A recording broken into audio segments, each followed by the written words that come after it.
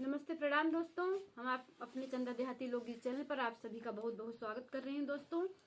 तो हम लोग चल रहे हैं एक प्यारा सा आप लोगों को विवाह गीत सुनाने। दर्द भरा विवाह गीत है।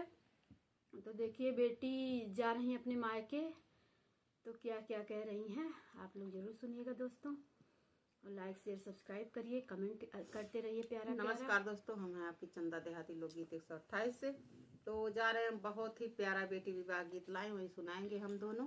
बहुत ही प्यारा है, आप लोग सुनिए प्यार से और कमेंट में जरूर बताइएगा कि ये गीत कैसा है। और अपना दुलार प्यार आशीर्वाद भर भर के दीजिए। मेरा चैनल नहीं चल रहा है, आप लोग सपोर्ट ज़्यादा से ज़्यादा करिए। धन्यवाद दोस्तों।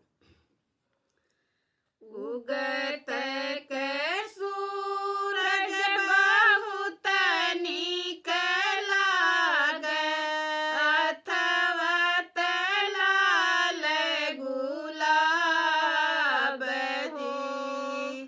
उगत के सूरज बहुत निक लागे, अथवत लाल गुलाब हो।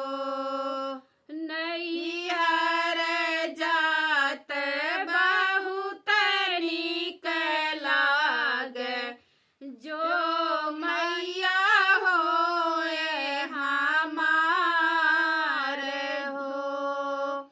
नैहर जात बहुत निक लागे, जो